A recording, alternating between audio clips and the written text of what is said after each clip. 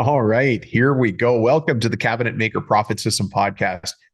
This show is just for woodshop owners like cabinet makers, architecture millworkers, and closet companies who are interested more in the business of the woodshop business than talking about tools and sawdust and all that stuff. I mean, it's important, but here we're talking about the business of the woodshop business. This show is just for contractors. If you're interested in growing your business and working smarter, not just harder, then this is the show for you. I'm here to give you an unfair advantage. And today we got a great episode. We're going to be talking to Cassy Thomeier. Now, Cassy works for Giffin Interior and Fixture in Southwest PA, just close to Pittsburgh. For those of you who've been there, I'm sure you've been to Primanti, what is it, off Market Square? If you go, you got to have the capicola and cheese. I just butchered that word. For those of you who are Italian, I'm sorry that my pronunciation was so anglicized. Capicola, capicola and cheese. They make ridiculous sandwiches. I mean, just absolutely ridiculous sandwiches. You love. Anyways, back to Cassy. We're going to be talking about job costing analysis for woodworking and millwork businesses. It's really important. It's on the finance side. But Cassy speaks in a very approachable style. She's easy to understand, and it's real world experience. And listen, the Giffin shop, for those of you who are in AWI, you'll recognize Dustin Giffin's name. I believe he was a past president of the association. He and I met where was it? Was it in Baton Rouge or somewhere, maybe in Louisiana a couple of years ago. Great guy, really nice guy, very approachable, very smart, very wise in the way he looks at his business, and that passes on through to his people. So I'm happy to have Cassy here today, talking to us about that. Look, what I'm trying to give you here is the unfair advantage, the inside scoop. There are lots of shops in your city who don't listen to this podcast, who don't think about business, who don't take advantage of the information that's out there, and who never take action on things they learn anyway. So every time you listen to one of these episodes and every time you get, one of the professional development tools and just read it and think about it, you're moving yourself forward one little step. And that's the kind of discipline that moves you forward, right? Again, if you're thinking about running a marathon, you don't have to run a marathon the first day. You just get out and tie on the shoes and go for a walk around the block. And the next day you jog. A couple of weeks later, you do a longer jog and you work your way up. It's the same thing with getting this business to where you want it to be. Moving it from being a cabinet maker, which is great. It's an honorable, noble trade. We all know a very famous guy who was a carpenter, right? But moving it into a business where you're employing lots of people and having lots of influence. It doesn't matter how big your shop is. It doesn't matter if you're doing 300 grand or somebody that our team is working on that I just had a meeting with the other day. They've got 40 million in booked work already for next year. So for those of you wondering, well, hey, where can I get my next job? Nobody's buying cabinetry. You're not looking at this the right way. There is so much work in our industry that these are the golden days right now. There has never been a better time to be a cabinet maker, to be a millworker, to do closets. There has never been a better time than right now at the time of this recording. So I want you to take advantage of that. One of the tools is making sure you know your numbers. And one of the tools for that is understanding job costing. And so Cassy's going to walk us through that. Cassy's got a very unique name. I want to spell it for you. So you can find her on LinkedIn. It's Cassy Thomeier. So her first name is Cassy, and Thomeier is spelled Thomeier. Now, she's the first to admit she's not big on social media, so you might have to find her on the Giffin Interior website, but you can connect with me on LinkedIn, and you can also find me on the Facebook group called Contractor Strategy Group. It's just for contractors, and we just talk about business owner type stuff. I'm sure you'll love it. This episode's important because we're going to be talking about finances, and the reason you're in business is to make money. And if you can't count the money and track the money and count the money by job, how are you ever going to get ahead? What I found interesting in the interview with Cassy is that the things she talks about are exactly the things that we talk about. When we talk about the end of job report, she's got a different name for it. When we talk about the end of job summary, she has a different name for it. It almost doesn't matter what the name is. What we're trying to do is remove the emotion from a job, the emotion from a business, and look at it in a purely logical, factual way, and then make decisions based on data, based on good information that we can trust. So Cassie's got some great insights that I think you're going to love. If you ever want to learn more about business coaching or talk to me about your business, go ahead and shoot me a text anytime. But first, I want to remind you that this show's all about the mindset of success. You've heard me talk about that before. Now, when I say mindset, that automatically makes me think, hey, it's time for dad jokes. And why dad jokes? Why bad jokes? And why dad jokes poorly delivered with poor timing? Because I want to get you laughing. I want to get your mind open. I want to get you not thinking about the phone, not thinking about text messages, not thinking about change orders, not thinking about project managers, elevator lockouts, and burnt out glue pots on edge. But I don't want you thinking about that stuff. I shouldn't have put it in your head. What I want you to do is smile a little bit, enjoy this, treat this as a reward for yourself, and think about some things that make you laugh. Hopefully you get a chance to tell these jokes to the inspector the next time they come by, to your foreman, maybe to start off one of your crew meetings, right? Here's an easy one to start you off. What do you call a magician who has lost his magic? Ian. Ah, yes, I know. You know, my wife told me that I smell really good. I said, thanks. I use both nostrils. All right, listen, you can tell this one, but you got to be careful where you tell this one because parent-teacher interviews are coming up. What do you call a teacher who never farts in public? A private tutor.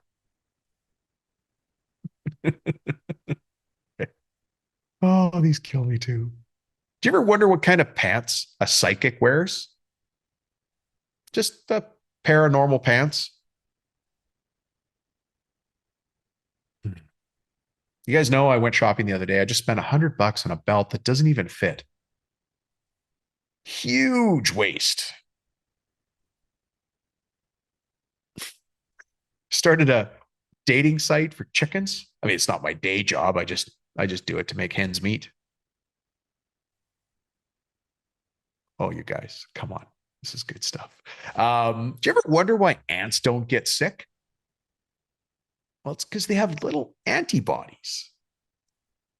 Oh, come on, you could tell that joke to the kids. That one's awesome. They could share it. Next time you have all the nieces and nephews over, they'll be giggling. Then some of the older kids, you know, they're always doing that trivia about flags and countries. Here's one for them. What's the best thing about Switzerland?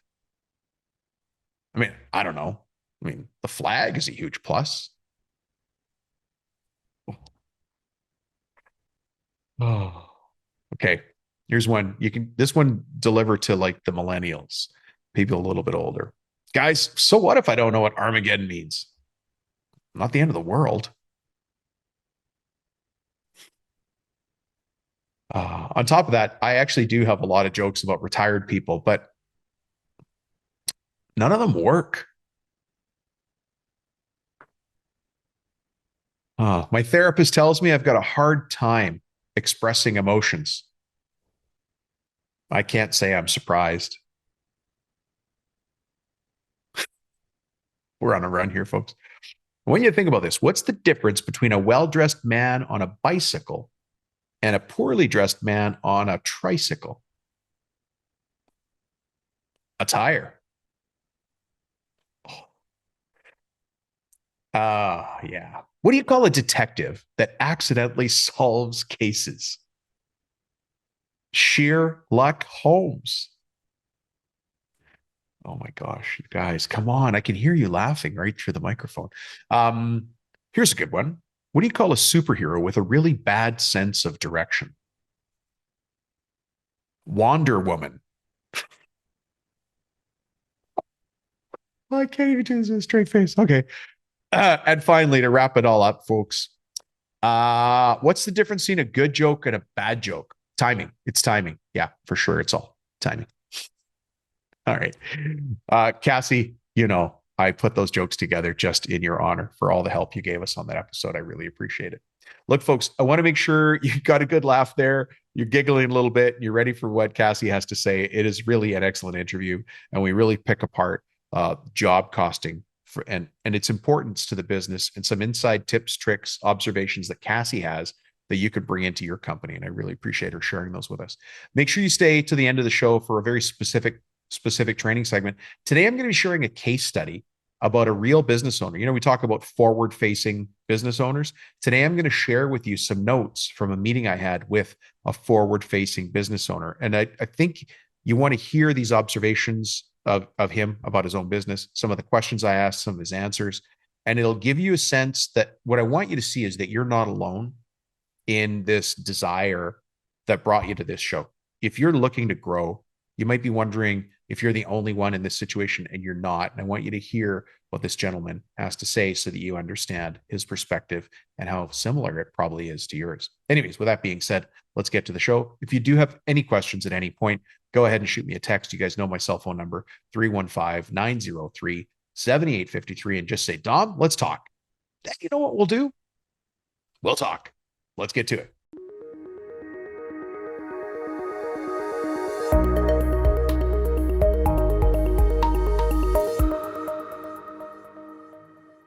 Cassy Thomeier, how are you? Hi, good, thanks. How are you, Dominic? I'm good. Good. Nice to be with you again. Yes. Again. What people don't know is that we had, I'm going to say, a construction interruption There you go. on our last attempt. Those underwater lines. Those underwater lines, Yeah. or gremlins or something. Exactly. Well, maybe it wasn't meant to be, right? Things happen for a reason. I'm a believer in that. So Good. yeah. Good. So we're going to have a better interview today than we started off with last time. And I feel more comfortable because I was a little nervous. Good. Okay. So you've had time to now internalize it and say, Yeah. that Dominic guy's pretty normal. This Pretty sounds like nice. it's, Yeah. he's fallible. Not so scary. Not so scary. Yeah. How can I be scary with this big smile? No, you're not. You're not at all. You Yeah. know, it's just it's my own personal anxiety. My own, yeah. Yeah. And if you haven't done a podcast before, you don't know what to Yeah. expect. And First time. well, let's pretend it's just you and I talking. There are Okay. not 1,000 of your best friends hanging on your every financial word. It's a lot of pressure. I know. Yeah. Well, but we're going to be talking about something you're an expert in. Today, we're going to be talking about job cost analysis in millwork and cabinetry, Yes. which riveting. I mean, for me, it is. For me, it is. Okay. And I think for a lot of people listening, it is. Yeah, I think some would maybe call me a nerd, but hey, I like it, We're all nerdy about something. Yeah, exactly. Yeah. Well, let's start with this. Cassy Thomeier, Yes. who the heck are you? And how is it that you come to be speaking to all these forward-facing cabinet makers, architecture millworkers all around the world? Yeah. Okay. Hi, I'm Cassy. I'm the CFO of Giffin Interior and Fixture. We are an architectural woodwork firm in southwestern Pennsylvania. I actually came to Giffin a long time ago when I was young, kind of right out of school, was here for a little while, did some purchasing, and then I left and went to work in the family business for a while, had a son. I had already had a daughter, had a son added to the brood, and then I came back once they were kind of in school. And Gordon, who is the founder, was kind of gearing up to retire. He's still around, but he spends a lot of time enjoying the golf course and things like that. Perfect. So it was great timing. And I'm thrilled to be back. So it's all worked out really well. Yeah. And I've met Dustin before. Dustin's the owner. Yes. So we're second generation. That's great. We're beating the odds. We've been in business 44 years. You know what? You're not wrong. It's amazing. I look to Europe and Asia when we want to see multi-generational family businesses. Okay. Because in North America, we've only been in North America for 200 years. Yeah, that's true. Not a lot of history. Yeah. Ish. And so there are some multi-generational family businesses, but Europe and Asia have like 6th-generation companies that we've never even heard of. And they approach things differently, right? Yeah, that makes sense. Yeah. So multi-generation, but at the same time, I hear an evolution there. You started as a purchaser. Now are you the CFO? I am. Yes. Yes. Yeah. I have a degree in accounting. So that was my background. But the one thing that I didn't want to do coming out of college, I realized maybe a little bit too late, was go work in the very corporate, buttoned up world. It just didn't appeal to me, of CPA firms and things like that. Gray people in gray suits doing gray work. So when this opportunity came along, I thought, that seems a little bit more like what I would like to do. And yeah, so Yeah. here I am. Well, and real world example of one of your superpowers or the reports that you generate, because we were Yeah. talking about the construction thing that happened on our last Yes. attempt at an episode. But well, go ahead and say it. You guys had an electrical outage, and how did that impact finance? We had an electrical outage, so they lost. Well, it was our dumpster. The company, the dumpster was lifted and took down the lines. So we ended up losing. The guys had shown up, so we're a union shop, so we had an hour. We have an obligation for an hour of show up time anytime they're here if they can't actually work. So we had to pay an hour of show up time, and then the lost productivity. So we were able to determine using our system and the data that we have access to what our lost productivity was based on man hours, the number of man hours it took to catch up, and submit that to the insurance company. And they reimbursed us for that, which was really nice. Yeah. Yeah. But having those numbers, yes, it makes it a lot easier. And you're the numbers person. Well, and yeah, you have to be able to. And it was actually our production manager too. Our production manager helped determine that using the same system. Like we work on it together. Yeah. Hey, let's for people who don't know Giffin Interior, paint a picture of it by square footage and number of employees. Okay. And then maybe a specialty. I think I'm really bad on the square footage. I think we're like 16,000, if that's okay. I think that sounds about right. It's sure. In terms of employees, we're at about, we fluctuate like regular, we're in the 70s, 80s, but we are installers as well. And so those guys are a little more transient depending on what kind of projects we have going on. I think last year we had 130 some W-2s, but at any given time, the payroll's generally around 80, 85, something like that, depending. Our revenues, we're looking at about 20 million this year, maybe a little more. So yeah, things are good. We plan to grow. We're growing. Well, and the reason I ask that is because I want people listening to understand the context, like the background. What are we talking about here? Because there's some smaller shops. They're like, I don't have a CFO. And then there's some shops that are on the growth path and they're like, do I need a CFO? What does a CFO do? and listen, for smaller shops, they're still asking the question, why would I ever need like a bookkeeper or an administrator? Or I'm the foreman. We don't really need everybody in the audience is at a different place in their growth. For sure. And what I want people to understand here is that even though you guys are already, let's call it 80 to 100 people, you're still growing. Yes. And that's a conversation we're constantly having too, the quantity of people and what do we need? Like right now it's me and I have 2 direct reports that handle AR and AP, basically. That's kind of my, little piece of the pie. But we've talked about HR. We don't have like a true HR person. It kind of defaults to me and Dustin. So we've talked about when do we need that? When do we add on? But every time you're adding, I keep telling them anytime anybody wants to hire somebody that's not a direct labor, which that'd be anybody that's being costed to your job. So anytime we're hiring somebody, I call it below the line, an overhead. We're moving the needle, right? Like we need to increase our margin to stay at our goals in order to support that, overhead. So we just really have to think it through and make smart choices. Can I just add something there for people listening? What Cassy's talking about is a tool that many of the audience already know as the 1 hour calculator. So the way that we approach that same question, which is, I come at it from the world is going to pay for everything we need. Because a lot of owners think it's got to come out of my pocket to hire this next position. In your case, it's HR. In somebody else's case, it might be an admin, a bookkeeper, a foreman, an installer, whatever. No, that's not the case. It's not coming out of the owner's pocket. It's the world will pay for it. But I have to go figure out where I'm going to make the world pay for it. And so we use a tool here called the 1 hour calculator. It just breaks it down. There's 10 questions you ask, and then the 11th box just pops out the answer. But you have to put in the right inputs and know your labor costs, burden, which so many people miss. Oh, the burden. Well, being a union employer, we've got some pretty heavy burdens. So we're very familiar with, it's not just the wage. That's not only the cost of an employee. It's a lot more than that. Do you mind if I call on your expertise? Since I said burden rate, or since we said burden.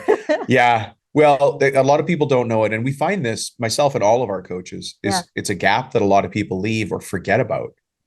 Do you mind defining burden to the Yeah, best you can, just so for everybody us. level sets? Yeah. Yeah, absolutely. So what we include in the burden rate would be our direct wage. That's the actual wage that the employee is paid. But in addition to that, we tack on money for taxes. So it's Social Security and Medicare, Mm. federal unemployment, state unemployment. We add a small payroll burden because we have a third party payroll. So we apply because we have a cost associated with that. So we apply So you that to put our it in burden there, rate. right? Yeah.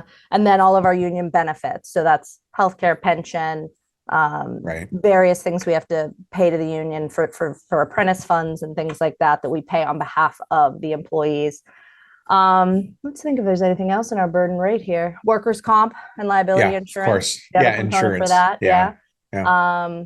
Yeah, and I think that's about that about covers it. So the rate that we charge to our jobs, like that actually gets job costed, is that burden rate. It is not like we charge the direct wage and then in the overhead handle the burdens. We are charging for the direct labor they're using. Fully We're using the burdened burden rate. labor. Yeah, because that's Yeah. the true cost of the employee, Yeah. their hour. I want to say a number, even though doing that automatically makes me wrong. But generally it's 1.4. 1.4%. Yeah. Yeah, that makes Yeah. sense. I can actually, I'm Or nerd. times 1.4. So we it just depends. I Yeah, guess my ours is a point here little, is I think we're a little ask heavier because probably because of the union, but because yes. of the union. Yeah. Yeah. So, but my point here is it doesn't matter what the number is. I actually don't even care Yeah. what the number is. I just need to know the number. Yeah. And so the homework, can we assign people homework, Cassie, or do we just sound Can totally we? geek? Can we? Yeah, I would love that. Cassie, look at Cassie's face. She's like, I have the power. This is like playing school with my brothers back in the day. Yeah. Were you Being the the were you the oldest teacher sister. or the bad I kid was in that? always the You teacher, were of always the course. teacher. Yeah. Are you the I'm the oldest kid? oldest. Yeah, Yeah. there you go. There you go. But I think if there's any homework we want to give to people right now that adds value to their business is go Yes. talk to your accountant and Mhm. say, what is my actual burden rate? Yeah. Because you And have to calculate it in. it's so easy too with Excel. You just open up an Excel sheet, put in the direct wage, and then put the percentages because the federal unemployment, the state unemployment, the FICA, Medicare, that's all Googleable. I mean, you can get it in like 2 Right. seconds on the internet. As far as the healthcare burden, it kind of depends on what you're carrying and how your benefits are structured. Ours, the union, depending, we have different contracts for the shop. Our shop is all hourly, so that's very easy. Each hour Right. equates to, but it's the field. Some of it's percentage based, The but you just installers, you apply mean? that, yeah, in dollars. So it applies to the Yeah. gross wage. But you just apply that percentage to that 1 hour, and you've basically converted it into the hourly. So Yeah. it's very. This all falls under know your numbers. You have to know your Yeah. numbers. And sometimes it's not very exciting. And sorry, let me add this. Yeah. This holds true because we're talking about the United States right now. This holds true in Canada, holds true in Australia, New Zealand, South Africa, wherever people are listening from. Ireland. I know we've got some listeners in Ireland. Yeah. It holds true everywhere. So there's always a burden rate. Go figure it out. Yeah. Anyways, I took us off our main. That's okay. I mean, not really, because it is all this applies that labor is a pretty big percentage of our job costing. So yeah. And let me remind everybody, there are different ways to estimate, but one of the more common ways is a 3-part formula, which is labor and materials and subs. Yes. And under subs, I roll in like rentals, or if you have to get permits, or yeah, we call it like other project costs, bonds or buyouts. Yeah, bond premiums, buyouts. Yeah. And we basically classify things as generally our material is classified as either NPP, which is non-plant process. That's just straight up buyout. No labor will be associated with that. Okay. Or PP, which is plant processed. And then we have subs where someone else is actually installing it as well. Yeah.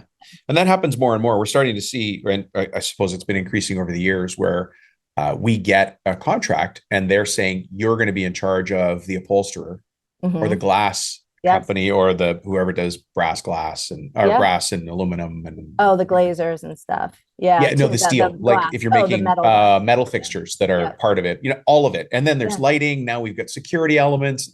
It's suddenly it all relates back to why is the mill worker running this? And I agree. And I think in practice, when our estimators and our PMs, particularly our project managers, when they see that, they'll say, why are we doing it? Because it really is more work on them. Ultimately, they're the ones that kind of bear the burden, but it is a great way to increase your revenue without, if you're having trouble increasing capacity, which I think probably everybody listening is realizing that the strain of the job market, like finding good people that are skilled and want to work is difficult. So it's a way to increase it. I mean, it's kind of it's a fixed cost, right? You know what that is going in, you bid it, you've got the quote.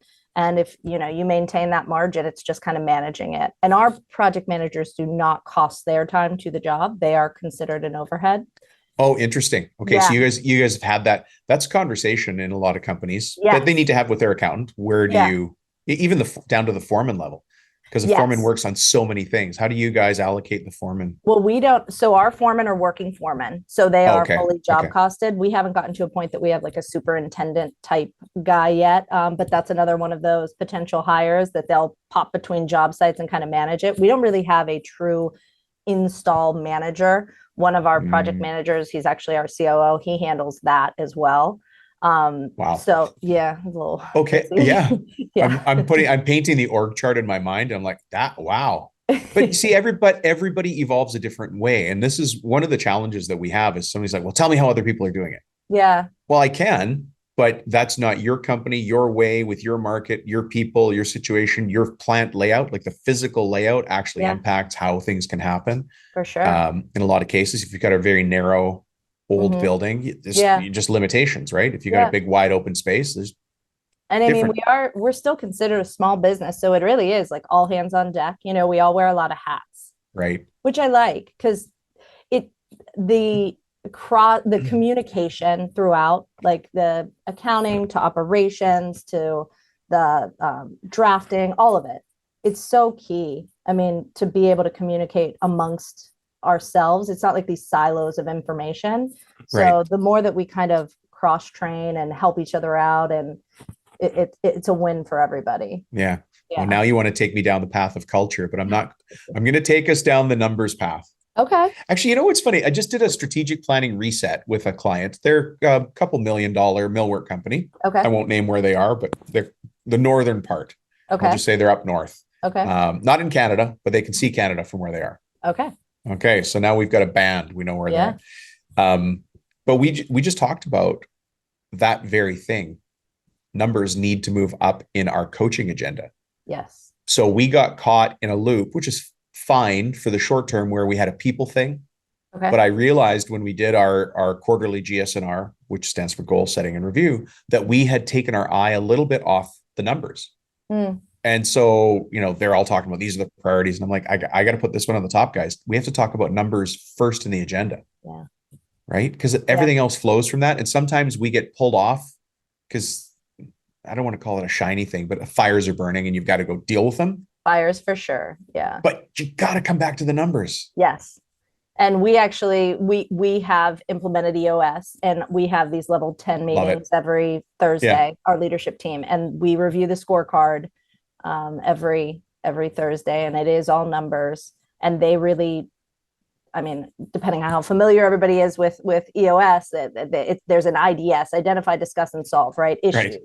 So we will flag any kind of outliers on that scorecard and discuss them. And how do we solve this problem? And the problem was shown by the number, but the number doesn't necessarily hold the solution. The conversation is where you have to have. It starts the conversation. Yeah, it starts the conversation. Yeah, for sure.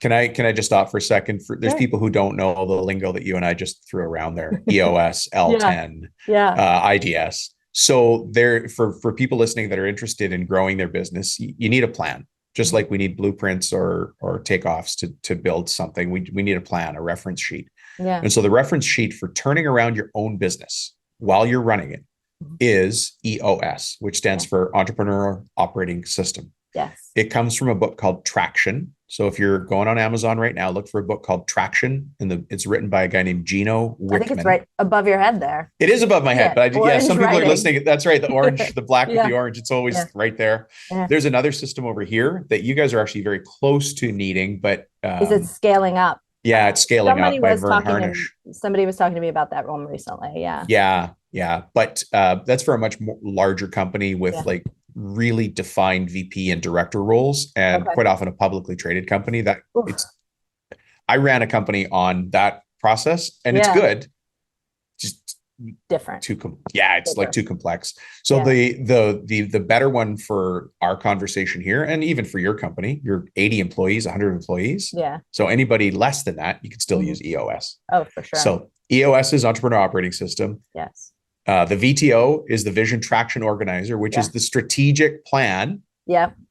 So for those of you out there who are saying, how do I get everything out of my head and onto paper? How do I get my team picking up the ball so it's not always me trying to keep everything in the air?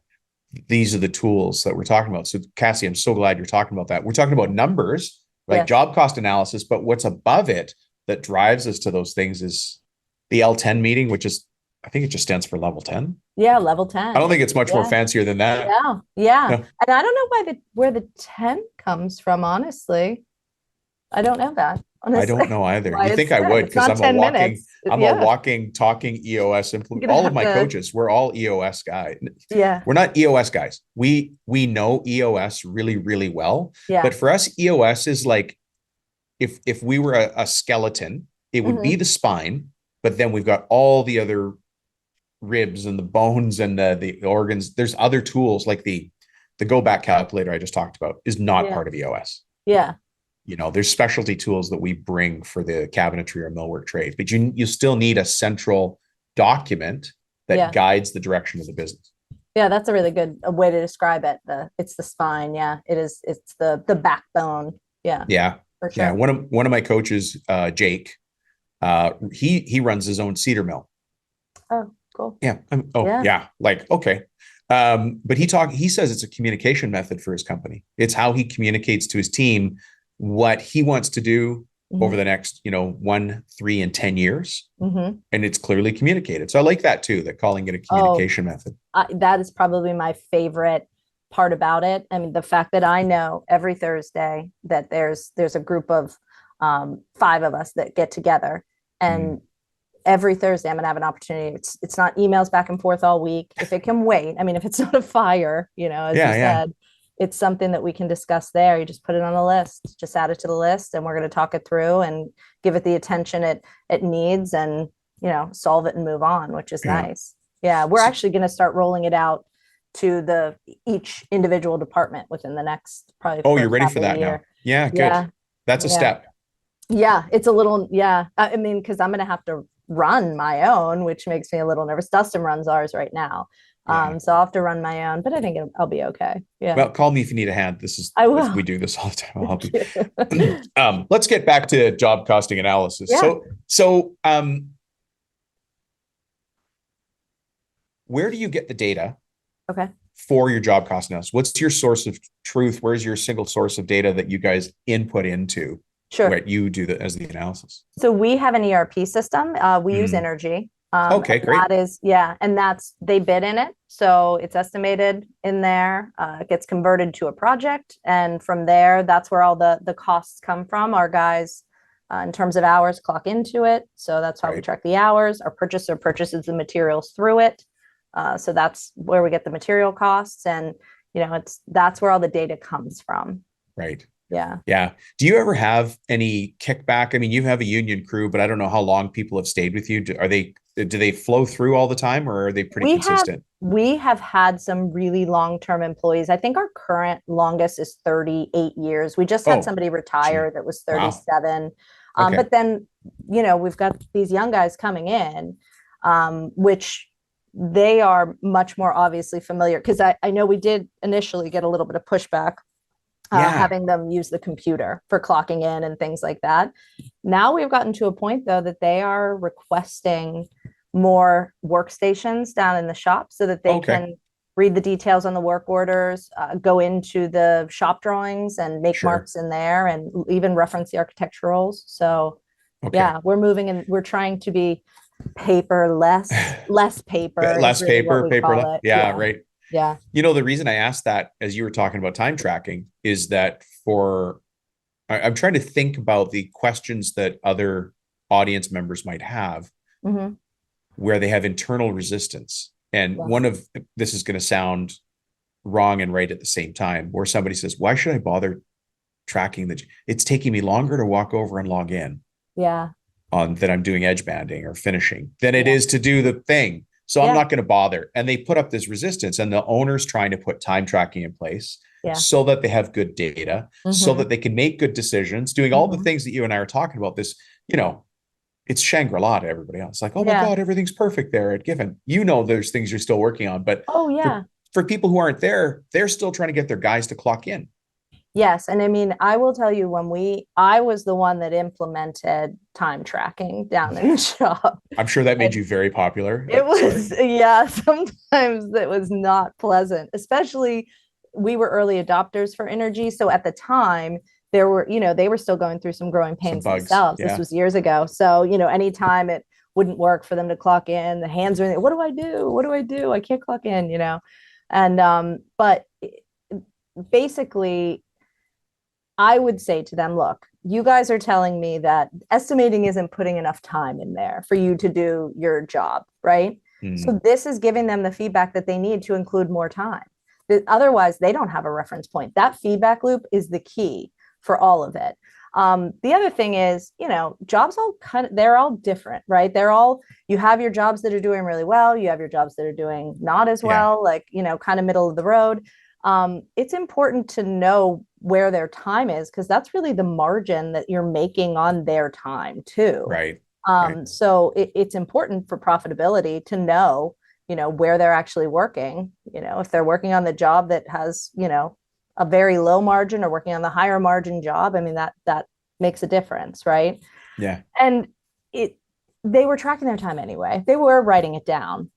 I mean, and that's the other thing too, like we also have to recognize we can't make it too complex either. No, like, it has to be easy, or it's we have to recognize what they need, because in the beginning, sometimes there was talk about breaking, we call them labor items. It's basically the operations that you do, right? You mentioned edge banding, Sure. panel saw, case goods assembly, custom, we have various ones. If at a certain point there were some things we were considering having them clock into that I was like, guys, that's a little deep. Maybe we don't need to go that deep, right? Yeah. You have to have that, are we lumpers or are we splitters conversation, right? Yes. Like maybe I just need to know that we're on the Rubino job doing edge banding, not Rubino edge banding doors. Yes. That might be too much detail. I just need to know we're edge banding. And then you're killing your guys. They're like, oh, you're just making it harder. Well, and that's part of it. It's the labor that they're clocking into, but it is also, like you're saying, the batching. So the batch sizes we're sending down, we're not only thinking about, because there's an ideal batch for the shop, right? And that batch size might be all the countertops together, a certain number of the countertops together, a certain number of the cabinets together. In the field, it's truly by area or by floor that you really need them. So you might have, countertops that spread across 5 floors, but ultimately then you can roll it out to the field at the level that they need it to be. And our ERP allows us to do that with the work order sizes and things like that. They're customized per revenue stream. Like drafting has its own, production has its own, and then install has its own. So, but we have to take their feedback too. I mean, we can't just dictate, it's a conversation. It's a two-way street for sure. So you don't have, or you haven't had that much resistance to people clocking in or logging in, because you used to do it by manual. Yeah, we always, they were always doing, they were writing it down at the end of the week. But well, that's too long too. Well, they were writing it down on a time card at the end of the week. So they were basically during the week, the union gives them books. So they would keep track of it there, but it was only getting posted to the project at payroll day. So that has improved for us with the ERP system, because we were able to see instant daily time. We did not have that visibility before, but somebody else could be doing that daily. It's just a matter of changing your system, taking those time cards every day. Yeah. What are the, I'm going to jump up from time cards and just up to job tracking, job cost analysis in general. What are some of the things that you typically find or look for immediately when you're doing job costing? Well, so I sit down with our project managers once a month. So the month closes and we sit down and we evaluate. I have a meeting with each of them. We evaluate all their projects. And the key that we're trying to come to there is the adjusted estimated cost to completion, which I know is kind of a, Okay. but you start off, like the way I explain it to them is this is what your estimator figured. This is the estimator's picture of Yeah. where we will end. What was the actual? And then this is now where we now feel it will end based on what has happened to date and what remains to happen. Okay. So it's not, So you're not at the end of job. Yeah, You're going towards the end of job. So you're trying to forecast. Yeah. So that it's 100% forecasting. And it is probably, for us, it has been a real improvement in doing that, because what we would see is you would have these jobs and they would be going along and the PMs would look at the report monthly and go, yeah, my jobs are about where it seems they should be, but it was always by gut, it really wasn't. I mean, they had historical experience to kind of guide that, and some were better than others. Obviously, the more experienced ones, they could tell when a job was, trending really, really well or going south, but they were always kind of a little bit hesitant to recognize that gain, because you hate to be the guy that says, hey, my job's going to knock it out of the park, and then 2 weeks later it doesn't. It's a dog. Yeah. But so then using numbers and actual data enables you to really say, like, there have been times I'm saying to them that it'll show their jobs, running 50,000 under budget or something. And I'll say, you should start recognizing that. Let's adjust your estimated cost of completion down by that, which will increase the margin that we're recognizing. And they're like, oh no, I don't want to do that. That seems aggressive. They're being humble. But also, like, if you really evaluate the numbers, we have a job right now. The savings is made up of NPP, primarily, which is like a fixed cost. It's non-plan processed. We're in a contract with somebody. So we bid it at a certain value and we actually got a deal somehow or sourced it and are getting those savings. Aren't going away. I mean, those are locked in. So when it's a savings, value like engineering. Value engineering. PE. Yeah. So we that's one of the things, that's one of the tools that we really use for job costing. But one of our most probably powerful meetings, I think, that we have here, so if you look at a project, you've got a budget within your project and you've got like a mini income statement, right? In your project, you've got your revenue, your costs, and then your bottom line. You also have that on a smaller scale at the work order level, right? So you get your project, it's made up of work orders. Those work orders each have their own little budget and mini income statement as well, P&L. So we have a meeting where we evaluate the work order variance. So it is the estimate versus the actual, and that delta, we talk about the why. How do you mean the why? So like why it happened, what's going on. And the nice thing is you get an opportunity. We used to do postmortems only. So at the end, that's such a morbid term, I know. We call it the EOJ, the end of job report. Okay, I like that better. And my people here are laughing because I say it on every show. You have to do the EOJs. Yes. You're about to add a layer here that's going to blow people's minds away. So I'm eager to hear it. So we started off just doing those, and we realized that, some of the information, it was too late to do anything about that job. It was definitely great feedback for future, particularly because we would bring the installers in and having that component. I mean, we solved a lot of just having the guy in the room and him saying, well, it was difficult to hang those panels the way that you made them. And then the guys from the shop are like, well, how can we make it better? And he said, well, if we did this, and they weren't going to have that conversation necessarily otherwise, but bringing them together, we were able to solve some issues. But we were realizing that if only we could solve some of these problems midstream, right? Not wait until the end. So I run a report every week. It's called the Work Order Variance Report. I know some people probably dread when it comes out. I send it every Saturday morning. They're all like, oh, here it is. You know? Fun. Yeah, fun. But it is showing, and sometimes it's great news. Other times it's not as great news, but it shows you your the revenue staged, and then all the work orders that were staged being completed, hit the staged completed step in that week. And then it has your estimated cost and your actual cost. And then that variance between is what we talk about. Sure. And we have the ability, so based on that report that I send out, her name is Jamie, but she's our director of operational excellence. She will pull together the ones that we want to discuss. And then every other week we have a meeting, and it's an expensive meeting. I mean, it's all the PMs, all the estimators, And it's worth it. value stream leaders, which are our shop leads. Yeah, it's totally Yeah. worth it. And we sit down and go through each one and highlight because in our ERP, you can pull up the work order and see, here was your estimate for, I don't know, walnut. Here's your actual spend. Here's your estimate for custom labor. Here's your actual for it. And we'll talk about where you look for the biggest variances, right? Obviously, more bang for your buck, where the big swings were, and talk it through. And, we've solved some problems in there, in those meetings, some really big problems.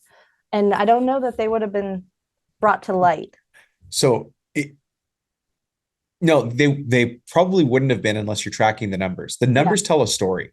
Yes, very much so. Yeah.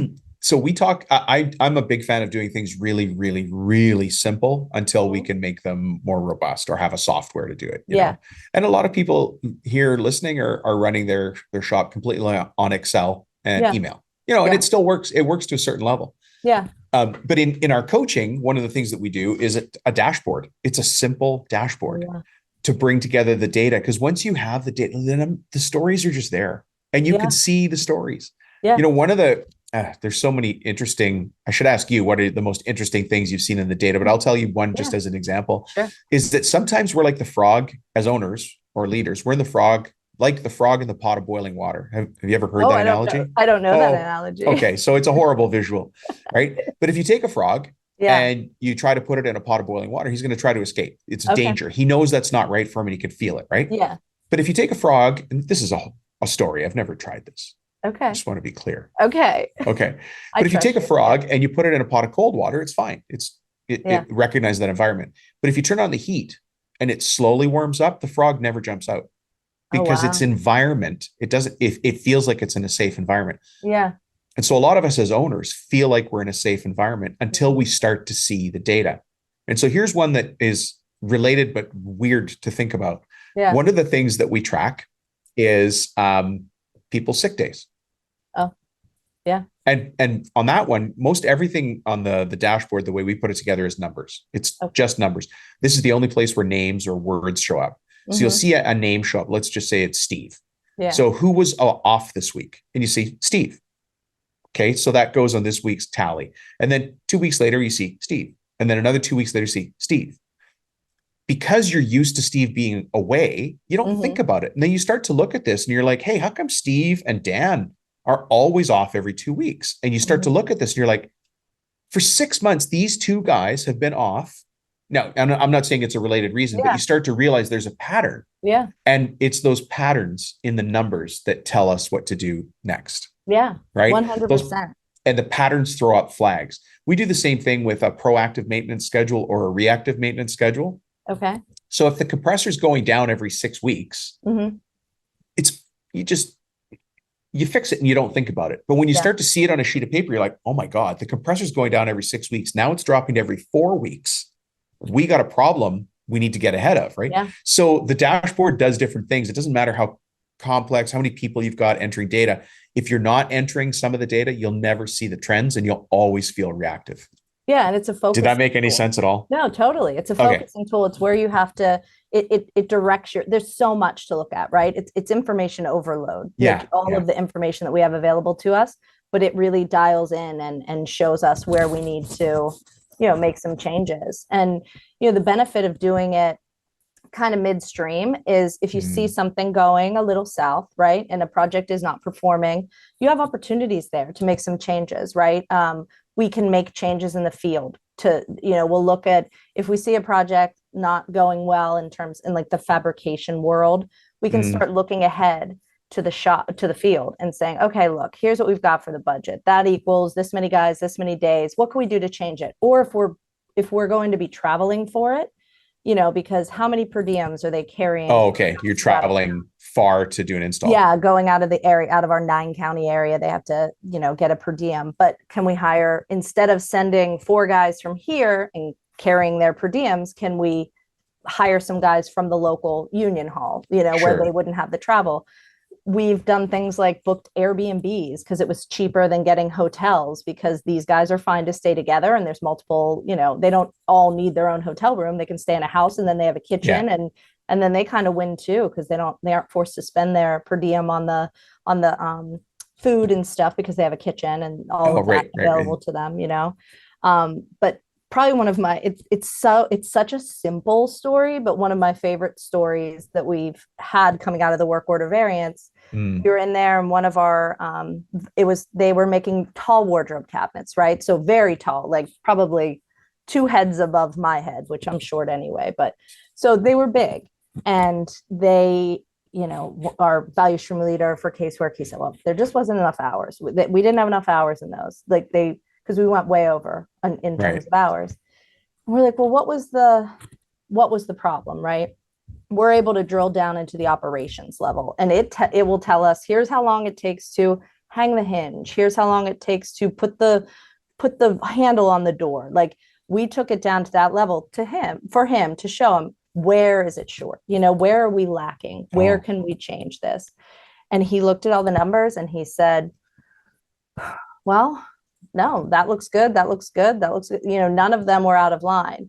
And we were like, but you're telling us it's not enough time. And he said, well, and then the biggest amount of time is getting them from here, where they are at the case clamp, to there, where they have to do something else to them because they're so big and cumbersome. I said, well, what if we brought that to you? And then, so lean manufacturing concepts. Yeah. Right? And I mean, it was just something that wouldn't have been, it was such a simple solution in the end, but it probably wouldn't have come to light unless we had that discussion and we were able to show him, we are, here are the hours, here is what we're carrying, here's how it breaks down. How does that align with your experience? And, he was able to identify that, the problem was in like something that we weren't even considering, the moving around of the big cabinet, which when it's not a big cabinet, it's not an issue, when it's just a regular cabinet. But when it's one of those big wardrobes, it makes a change. Yeah. And those big gangly thing, they injured. That's injured's not the right word, right? But they can get damaged if you're not moving them right. And so less movement, wasted movement. Yeah. It's one of the wastes of lean, is wasted movements, right? Yeah, for sure. Yeah. And we also were able then in those meetings to identify opportunities for change orders. There have been times that, we pull the drawings up in every meeting and we're looking at them, and the guys from the shop will say, well, this took a little longer because we had to do X, Y, and Z. And we're looking at the drawing and we're saying, well, it doesn't show it that way. And then it turns out that there was a change that was made at the customer's direction. And we'll say to the project manager, that probably should be a change order. And we're able to chase it back and then pursue a change order in time, right? Not like at the end of the project when they're like, are you crazy? Yeah, that lends itself to problems. And every PM is cringing on that. Change order management's another thing. Oh, it's a whole thing. Oh my goodness. Yeah. And there is a level of, you don't want to be that guy that's change ordering every customer to death, because they're not going to want you to be that guy. Like, we kind of pride ourselves on being the turnkey provider of custom architectural millwork, right? You give it to us, we draw it, we build it, we install it, and we're kind of hassle-free. But there are times that there are changes that we absolutely have to pursue a change order. Yeah. I won't even go down. If we open up the change order question, it's another episode, which is fine, because this has just been great so far. It feels like we've talked about everything to do with job cost analysis and nothing to do with job cost analysis at the same time. Right. But one of the things that you had mentioned earlier that I wanted to draw attention to is, you said it's a very expensive meeting when you guys have your, I'll just say variance meeting. Yeah. Let me put this on the table as a challenge. Okay. What if I bought Giffin Interiors and canceled that meeting? Oof. Would you see a negative impact, you mean? No. Yeah. Well, how would you feel if I came in and canceled that meeting, if I bought the company? I would. And you could be honest here, because I'm not buying it. Yeah. You can say what you want. Yeah. I think I would probably fight you on that one. Yeah. I mean, we all here, and this is to Dustin's credit, we can all speak our minds, right? So it is not a dictatorship by any stretch, right? So if he makes a decision, and I mean, ultimately it is his decision, but he really takes in our feedback, and that would be one that I'd give him probably a little bit of a tough time Strong. on. Yeah. Right. And the reason I bring that up is because there are quite often people say, but Dom, meetings are a waste of time. Yeah. Or we don't get anything done in our meeting. Sorry, say that again. I've heard that from guys Yeah. here. Yeah. Yeah. And yet at the same time, we need that communication. We need to meet. We need to discuss. And it can't be a whining session. Yeah. It has to be functional. There's a lot of culture that I hear going on too at Giffin. Like you had that conversation about the tall cabinets, and it didn't sound like the guy you were talking to got his backup. He was just like, these are the facts, and it just took too long. Yeah. But it didn't sound like he got offended. No, you've got to kind of leave your ego at the door for those meetings for sure. And I mean, it is hard because we are, if it is something like missed scope, if you're the estimator, you feel very, attacked, you screwed up, and that sucks. I hate that, but if we don't, nobody's getting canned over it, right? It is a conversation. We need to have these conversations. We need to know what's going on. Transparency to me is key. I hate when people hide things or try to cover up each other's mistakes and things like that. I mean, I'm not going to feel any less of someone because they mess something up. I mean, everybody's human. We all do it, right? But if it's something that's happening, if it's a one-off, fine. If it's happening consistently, there's probably a process issue that needs resolved, right? And that we can't resolve that issue if we don't know what the problem is. So transparency is huge here too, for sure. Yeah. We do something that I don't know that you guys have it internally there, but it's a concept called the victor-victim concept. People who are above the line or below the line. And so earlier you were talking about below the line, talking about accounting, like a below the line. But that's a different thing than, people who are above the line are proactive. They take responsibility for what they do. They take ownership. They have some sort of vision, like they know what they're working towards, and they think about doing better all the time, or excellence. And so that acronym spells out PROVE, prove. Okay. Right. So proactive, responsibility, ownership, vision, excellence. Well, people below the line, this is what crushes companies. People below the line have an acronym, but oh yeah, it's okay. it's still a family show. Okay. It's going to be okay. But these are the people or companies that place blame. They make excuses. They tend to be negative. They're in denial, and they have a scarcity mindset. And that is either allowing or introducing cancer. And I understand the power of that word. I'm using it on purpose.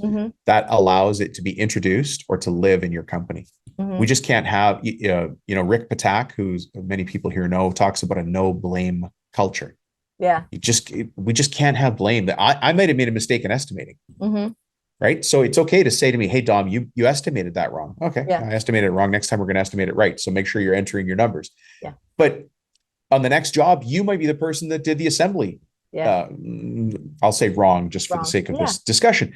It moves around. None of us are immune. Like you just said, we're just doing a job. We're all trying to do our best. Nobody woke up this morning saying, you know what, I'm really going to screw up sub-assembly today and really throw the company in a tizzy.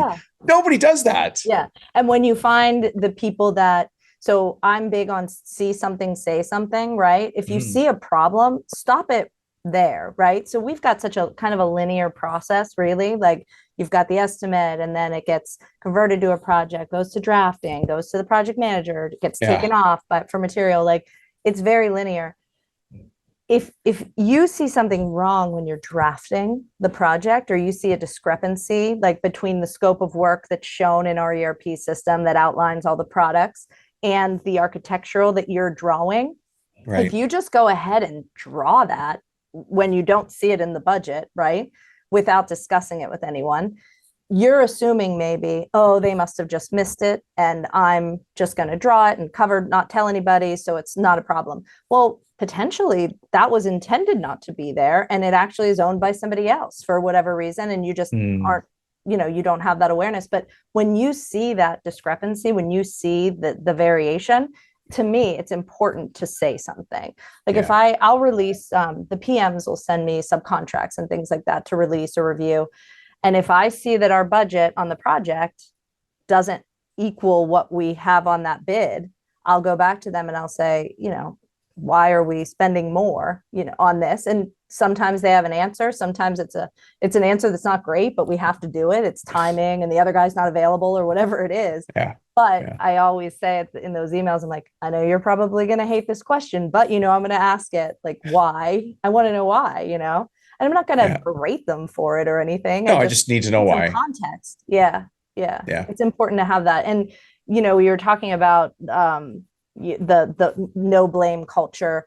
It's a fine line though between like accountability. We still need accountability. So sometimes that's a hard line to walk, right? Because it is. But it's what you kind of do is you empower people to the accountability is in themselves. Like you said, I missed some scope. I understand next time I'm not going to do that again. I'm going to watch for it. Yeah. I'm going to watch for it. Yeah. It's a learning, you're learning. And so that's the point here is we want to, as a company, we want to be learning all the time. And that's meetings help us have those, I'll just say campfire stories. Remember campfire stories when you were a kid?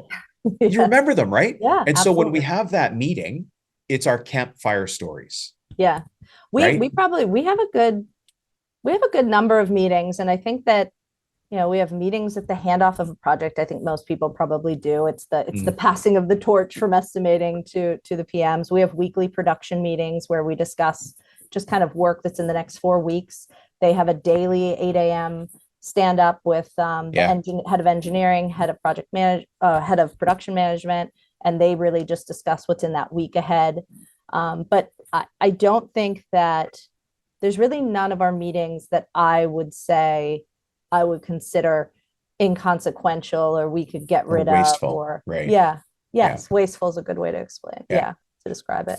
If I can add this, and we'll start to move, I know you're busy, so I'll start to move towards the end here, but if I can add this to all the owners listening, if you really are finding yourself strapped for time and being pulled in a million directions and you need to start delegating by having meetings is the way to go, because that's where you communicate your wishes to Cassy or me.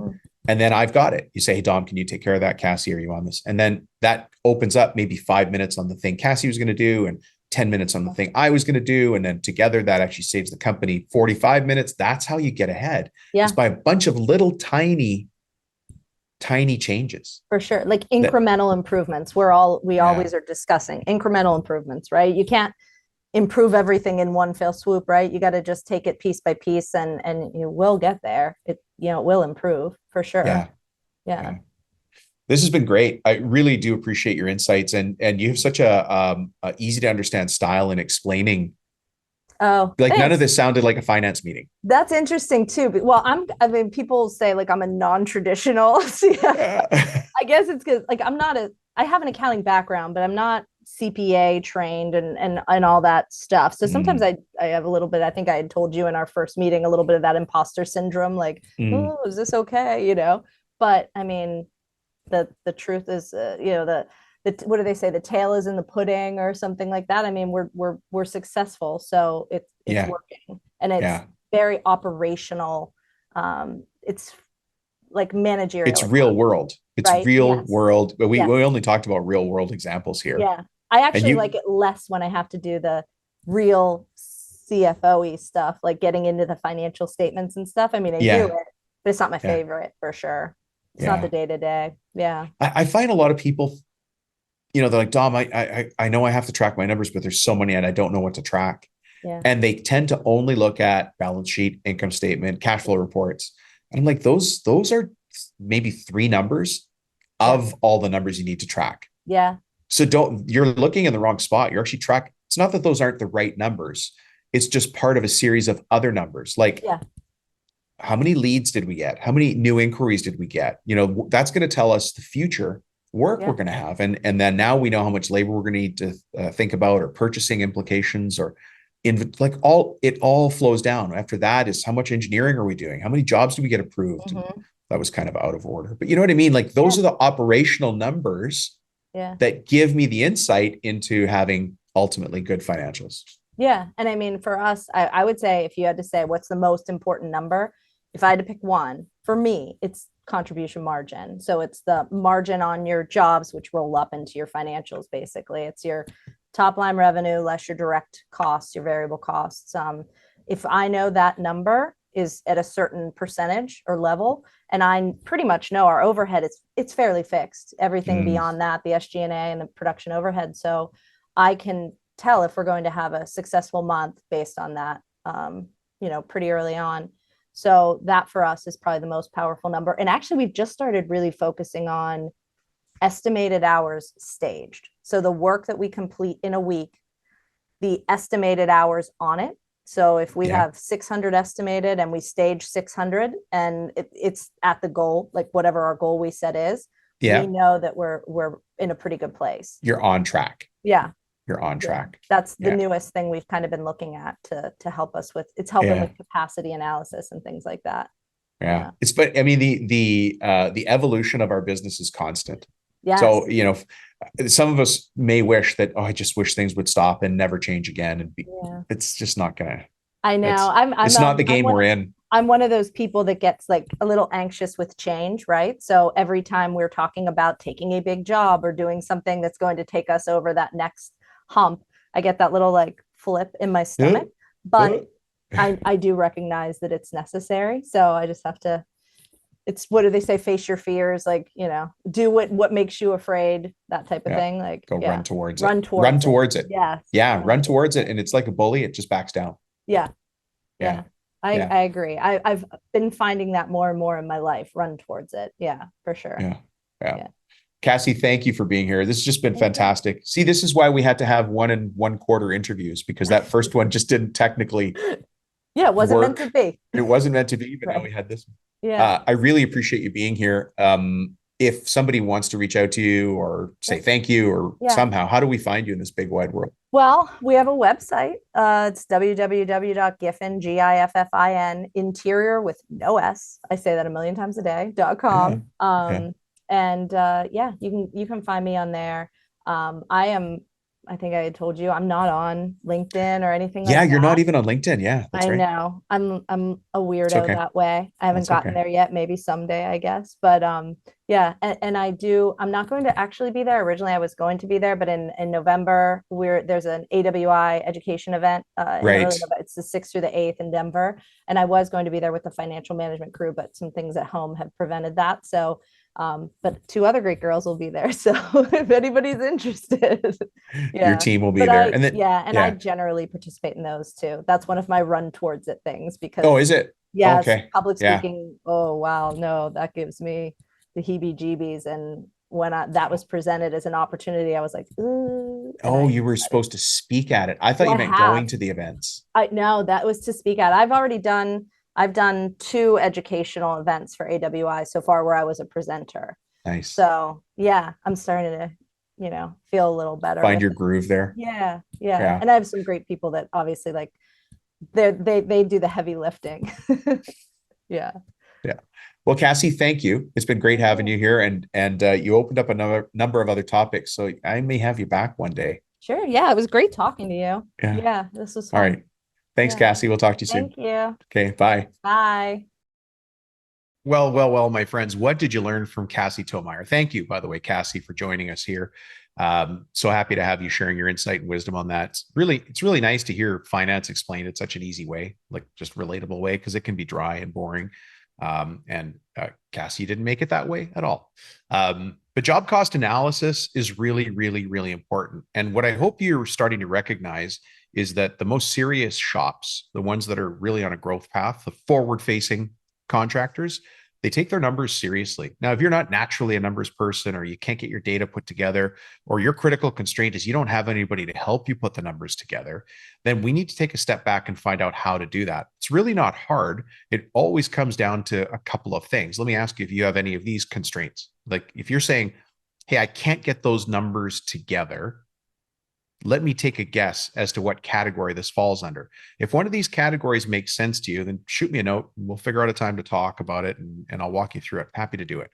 But here are the categories I want you to think about. Is one of these things holding you back from actually having good numbers? Here they are. People. Is it people? Is it your process? Is it your systems? Is it cash? Or is it just getting things done in the business? Is it something else that relates to family, that relates to strategic planning, or that relates to your organizational structure? Those are going to be my best guesses. But if we ever do sit down and talk, you're going to find me going down that path with you to try and unpack the issue and get back to something that we call a root cause. There you go. I had to make it sound geeky. The root cause analysis. What's the real reason? You've got a symptom that's showing up. The symptom is I can't get control of my numbers, but what's the cause? What is behind that? And we can dig back and find it. Once we do that, we'll define the question of essence. The question of essence will tell us what we really need to focus on. Once we understand the question of essence, we'll come up with some action items. Once we have action items, we'll anticipate our bottlenecks. Once we anticipate our bottlenecks, there's nothing stopping you. You'll know exactly what to do. You'll already know in advance what could come up against you to stop you from getting to your goal. And you'll also know what to do to get around it, through it, over it, under it, or redefine it for your own purposes. That's the same process that we all follow. I follow it. Lee follows it. Ryan follows it. Jake follows it. All of the coaches on our team follow that same process. So thanks, Cassy, for opening that up for us. I hope everybody understands how important it is to know your numbers. Running your business on the numbers allows you to remove emotion and put logic back on the table. Logic gives you the data to make good decisions driving forward. Hopefully I didn't make that sound too boring, because it's not. So thanks, Cassy, for that. So I want you to think about what you could put in place. Now, listen, I wanted to also do a case study with you today. And this case study is actually the notes that I took from a meeting that I had with somebody who reached out to me after one of these shows. He sent me a text message and said, Dom, let's talk. And then we had a conversation. So his name is Grady White. Now, some of you are looking at the podcast device going, Tom, his name's not Grady White. You're thinking about fishing. And for those of you who don't know what I'm talking about, Grady White is a famous line of fishing boats, but I'm not using his real name. His initials are GW. So I said Grady White because, yes, I'm thinking about fishing right now. My buddies and I every year go on some epic fishing trip. One of the ones we just did a little while ago is we went fly fishing for bonefish in Molokai in Hawaii. Man, it was fun. And then we go for salmon, or we'll go for fly fishing for trout, and just different things, different places in the world. Stay tuned. There's a good chance I'm going to be going for Mekong Delta catfish in Vietnam. That would be cool. So stay tuned. We're kind of planning if that one's going to happen. So anyways, his name's not Grady White. For those of you who know fishing boats, Grady White's a great fishing boat. So his name's not Grady White, but that's how I got to it. But that's what we're going to call it for this. We're going to say his first name's Grady. So we had a 30-minute meeting, and that's how I start things off. If somebody has questions for me, I set time aside on my calendar. You fill in a professional development application, and that application helps me build an agenda for the meeting, because there's no use having a meeting unless we have an agenda to follow. And I build the agenda based on your questions and the answers to some questions that I've got. That way we make the most of it. 30 minutes is pretty fast, but it's meant to be impactful. Really, the goal that I have is that it's one of the most valuable things you do all year. And so that puts a lot of burden on both of us. That 30-minute chunk of time has to be one of the most valuable things you do the entire year. Out of 250 some odd working days, that 30 minutes has to really hit. So of course there's an agenda. Otherwise, a meeting with no agenda is a complete waste of time. We're not here to waste time. So the very first thing is we talk about the agenda for the day. And then I'm talking to Grady, and he tells me, look, he's been following the show for a while, which is nice. He's also already recognized that he needs coaching. Now he's a high level person. He's had coaching in the past. He's played sports at a high level. So for him, it's a normal conversation. But he said, I don't have a business background. I need this. And he came back and he said something I just love hearing. I want to be a businessman who just happens to be contractor. Boom. That one little spot. I want you to look at a wall near you right now. Imagine you put that whole wall in front of you and there's one speck on that wall. That speck on that wall is the only thing different about the whole wall. But that speck is you when you say, I want to be a businessman that just happens to be a contractor. Once you focus on that, you can do a lot with it. And that's what Mr. Grady White said. I want to be a businessman who just happens to be a contractor. Behind that are layers and layers of the matrix. There's a lot to be done there. What a fantastic way to open a meeting. He also said he's serious about business and he doesn't want to put his family through things like stress. He's already at 1 million in sales, but they're not profitable. Now, you might, for those of you who aren't at 1 million in sales, may be shaking your head saying, how can that be? How can somebody be at $1 million in sales? 86 some odd $1,000 a month, 12 months running, and not be profitable. But we see it all the time. It's one of the things we're really, really good at fixing is companies that are busy but not profitable. So it's interesting that he said that. I mean, just bang, right on the money. He's asking, why did we only break even on $1 million in sales? And you could just feel the weight on Grady's heart. He's like, look, man, I'm working as hard as I can. How do we only break even? And then the winter is tough. He lives up in Canada and he's in a very cold part of Canada. His wife is the administrator and she's fantastic. I actually had a chance to meet her as well. But they've got a family. They've got 2 boys. You know what that means. Lots of broken windows, lots of yelling and screaming, lots of fun, right? Boys is fun. A lot of smells, but boys are fun. And then he also said, look, I'm ready to learn. So here you've got a business leader, somebody who's already a leader in his own community, and he gets in a meeting with me. We've got an agenda and he lays it all on the line. Look, I know what I need. I know what my gaps are. Show me how to fix them. That's what he's saying here, right? He's got a good team, good clients, lots of demand. He does home renovations, used to be landscaping. He turned into a home reno, and he likes the continuity of renos, right? When you do landscaping at a place that has a lot of snow and freezing, really there's a lot of gaps, which means you're not making money. Your guys aren't busy. You lose your people, you lose revenue, cash flow, and all those things. Bills keep going, right? So he changed. He didn't stand still. He started in one thing and he evolved. And that's the theme that you see with Grady. He evolves. He looks at the future. He anticipates and he changes. He wants to change more and he wants to change faster and he wants shortcuts to change properly, but he's not shy of change. He's ready to go after it. He said something interesting to me that I wrote down in the notes. We do what's right for people and we focus on quality. It takes a guy a long time and a lot of mistakes to be able to come up with a sentence that simple and accurate.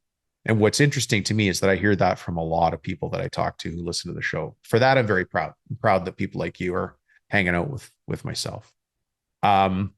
Company numbers, I'm going to jump some things here, but he's got 4 in the field. He's got 2 people he might hire. Sales in 2023, 800,000. Sales in 2024, 900,000. 2025, in that $1 million range. And I guess he's been flirting with $1 million before. So he's been there. It just seems like a ceiling he can't break through. We talked a little bit about his revenue per full-time employee because I'm a dork, but that's a number that we need for tracking. What's your revenue per full-time employee? Now look at that number, whatever it is. How do you proactively go about changing it to what you want it to be? It's very simple. Just take your revenue, your annual sales, and divide it by the number of full-time employees you've got. I'm looking very roughly for a number that is at a minimum $150,000 in sales per employee. So if you've got 10 employees, you should be 1.5 million, and do the math from there, up or down. If you're over that number, good for you. If you're under that number, still not bad, but we've got some changes we need to make. For those of you who are over that number, you recognize still how much opportunity you have in front of you, right? And Grady, Mr. Grady White, named after the boat, he knows that. Profits are low. We talked about that before. And he has a professional development budget this year, which was interesting for him to bring up. So he knows he wants to invest in some sort of professional development, which is fine. That we're not even at that conversation here, but it came up in the conversation. Interestingly, he said a couple times in a bunch of different ways, and I noted it enough to write it down, that in the category of people, earlier I talked about people, process, strategy, cash, execution, systems, and operations. He recognized that one of his critical constraints is in the people department. He's getting new applicants.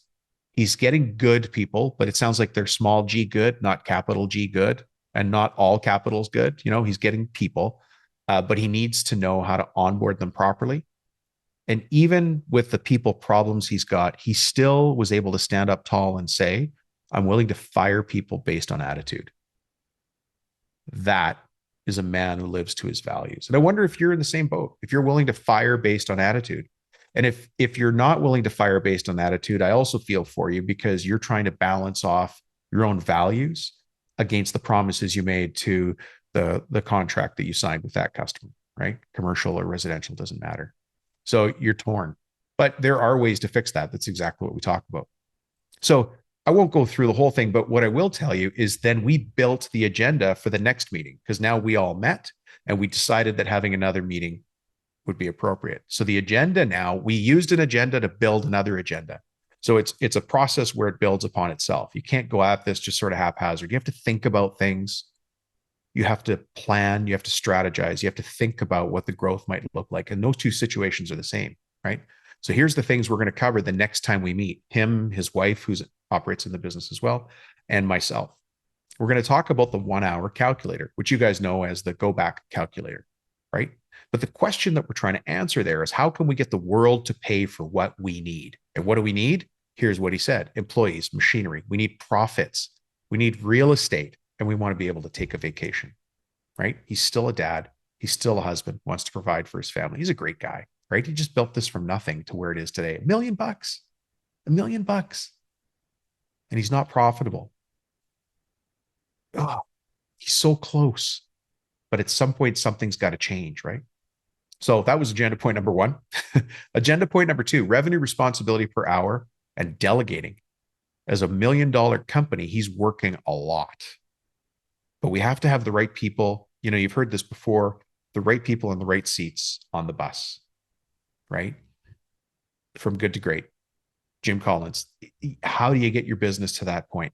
Then point number 3 is profitability. Well, there's some tools for profitability. You guys have heard me talk about them. The end of job report, the end of job summary, various CEO level reports, having a dashboard, the 1 hour calculator again, right? And then time management and systems, which is something that myself and all of my coaches are expert in, right? Myself, Lee, Ryan, Jake, we all understand time and time management because we are also contractors who run our own businesses.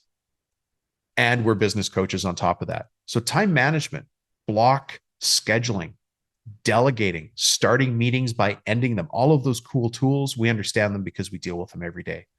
So that's generally the agenda for the next meeting I'm having with Grady White. I can't help but laugh because some of you are now thinking about boats more than you're thinking about the case study. But I really wanted you to see what happens in one of those meetings. And that was 30 minutes. 30 minutes for us to get through all of that and establish a working agenda for the next meeting. But anyways, I hope you got value out of that. Speaking of working agendas and going back to what Cassy was talking to me about, if you need a working agenda for your own finance and forecast meeting so that you can ask your finance person for the reports, so you can share those reports with the right people around the table, we've got a professional development tool. It's called the finance and forecast meeting tool. There you go, right? But it's an entire agenda, finance and forecast meeting agenda. So I've made the agenda for you, the whole thing. You just print it off. How many pages? It's 6 pages, but it's pretty big type because I'm blind. And there's a little bit of explanation in there, like who needs to be in this meeting, who runs the meeting, how often do you have the meeting, where will you have the meeting? And then here's an interesting point. There's a note here about emotions and the finance and forecast meeting. Isn't that weird? Why would I include a piece in the professional development tool about emotions and talking about money? And it's because money is cold, but talking about money gets hot.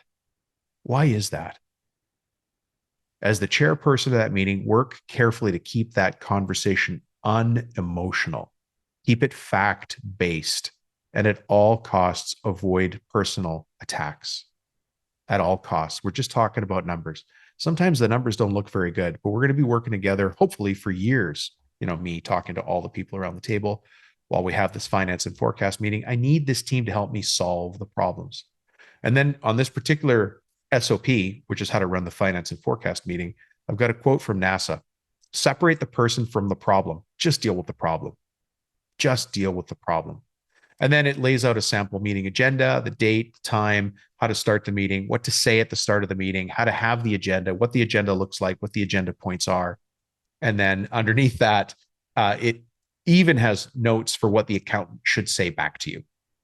So I've pretty much scripted the way the meeting goes if it was totally perfect and no other person had an opinion. And of course, you know what happens. You're going to print this off. You're going to hand it to your team. They're going to go, well, this is great. We have an agenda. And it's not going to look at all. Your meeting's not going to look like this at all. And you're going to be a little frustrated. But I'll tell you what, it's going to be pretty darn close because you now have set the milestones, the goalposts for what this meeting needs to look like. So even if they're off by 20, 25% from your goal, they're still getting done what you need, which is let's have a finance and forecast meeting. So the professional development tool is called the finance and forecast meeting agenda. Very, very insightful. And Grady, thank you for inspiring me to say that this would be the right professional development tool for everybody. Folks, if you want it, just go ahead and text me. My cell phone number is 315-903-7853 and just say finance and forecast meeting agenda. If you can text that, then I'll know which one to send off to you. Hey, my team is growing here. I mean, you guys already know about Coach Ryan and Coach Jake and Coach Lee and myself. Many of you are working with us. You're either in boot camp or doing coaching with us or in the alumni program. That's fantastic. But we added somebody else to the team as well because my calendar is getting extremely full. And one of the things that's happening is I have to prioritize only the most serious business owners to have conversations with me. So we've hired Rio to help me make sure that documentation and questions like this go back and forth with people like Mr. Grady White, not his name, but the name of a famous line of fishing boats. But to make sure that things don't fall through the cracks, because for those of you who've been listening for a long time, you saw that I had to hard reset at the beginning of this year, and I don't want to do that again around in the people department. So I made some changes, made some fixes as I promised to do. We got back to everybody who we dropped the ball on from the middle of the year, and I apologize for that again. Hopefully, if you did get missed, you got to let me know, because from our side, we think we got back to everybody who got missed. And then Rio is there to help me with that. So hopefully you get a chance to talk to him. Anyways, thanks very much for checking in, folks. As you know, this podcast is just thin excuse. It's just waiting for the day when you and I can have a cup of coffee or a glass of wine. This is a protein shake, so maybe we'll have that if we do a workout together. But yeah, until that day, we'll see you next episode. Thanks. Bye-bye.